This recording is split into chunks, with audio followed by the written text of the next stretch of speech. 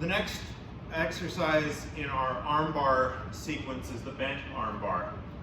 Bent armbar is going to take the stability and mobility of a healthy shoulder and add to it strength training, essentially, especially for the lat.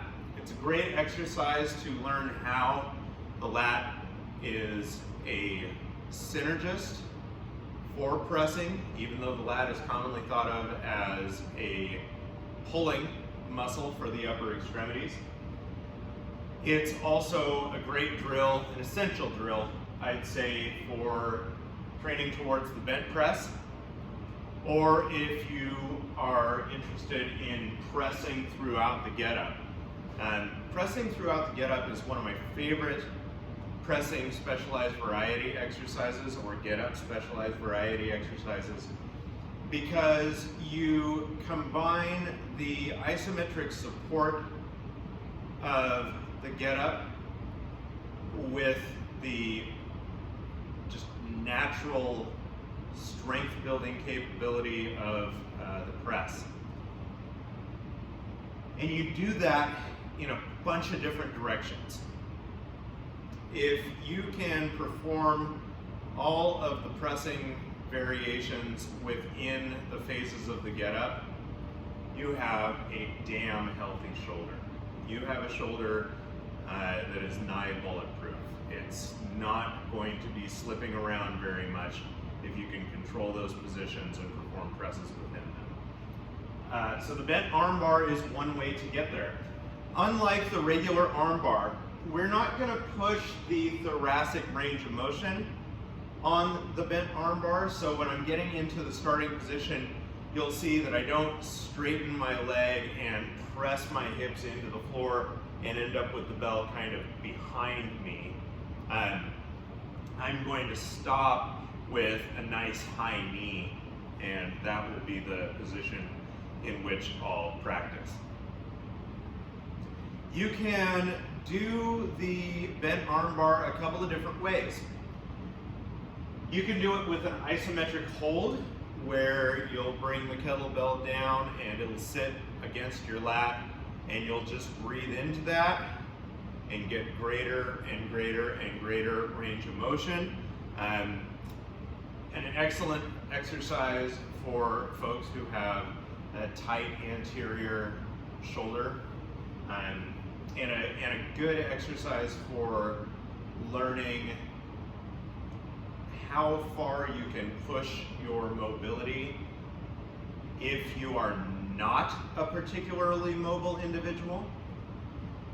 If you are a particularly mobile individual, then instead of the isometric hold in the bent armbar, you're going to perform some presses there. You're going to learn how to strengthen your shoulder girdle, which already obviously has tremendous range of motion.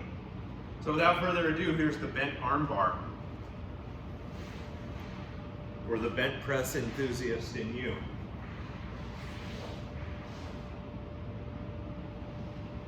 Start again with the body stacked, shoulder blades packed, big belly breath, roll. Set the arm and leg of the non-kettlebell side, just like you would in the regular armbar. Big air and press. Drive through the heel of the bent leg and stack. Drop the knee across and bring it up so that we've got a greater, a lesser than 90-degree angle between the spine and the hip. That'll keep my lumbar spine from getting too involved in the exercise. So this is my position. Remember, in the regular armbar, I would straighten this leg out and work on range of motion for the whole thoracic spine up. Here, I'm just going to keep myself stacked for the bent armbar. Now, the isometric version, again, if you have a little less mobility or are maybe mobile, but just not quite mobile enough to get into the positions that you want to for the bent press or for pressing through the get up, you can just slowly And with a crush grip, bring the elbow towards the trunk, and note that I'm rotating my palm just a little bit so that my pinky is coming forward a little bit. So I'm going into a little external rotation.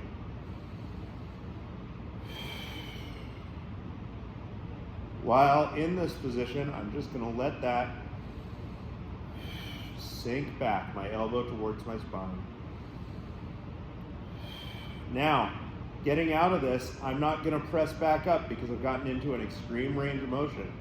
So I'm going to, after I'm done with my hold, which might be a minute or so,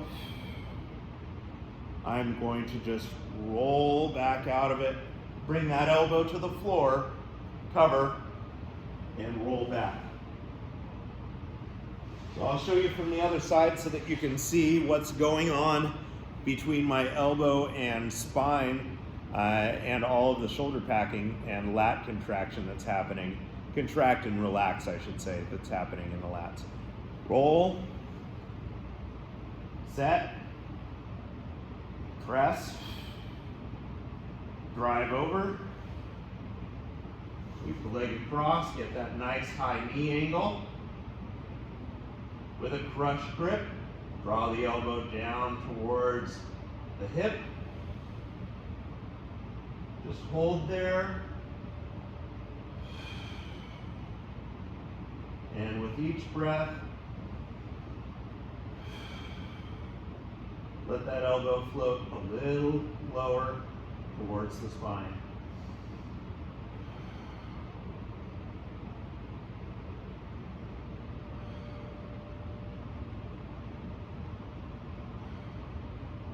After your breaths, or about a minute or so, roll back and just let that elbow come to the floor. Now, I'm not setting the kettlebell down at this point because I would dislocate my damn shoulder.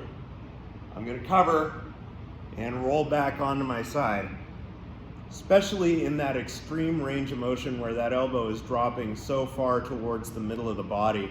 You've already got an extreme degree of stress on that shoulder as soon as you come out of that position. So there's no reason to add even more stress to the situation and see if you can injure yourself. So that's one variation of the bent arm bar. Say I've already developed a significant amount of mobility and I just need to get a little bit stronger so that I can be safe when I'm practicing my get-ups and bent presses. I need to find a bottom position in that press. It doesn't allow me to go so close to my spine. So I'm going to draw over, bring the knee up, crush grip, elbow towards spine, but I'm going to stop it right on my rib cage, use a big breath, and then flare the lat to get out. Bring it down. Another sip of air, flare the lat to get out of it.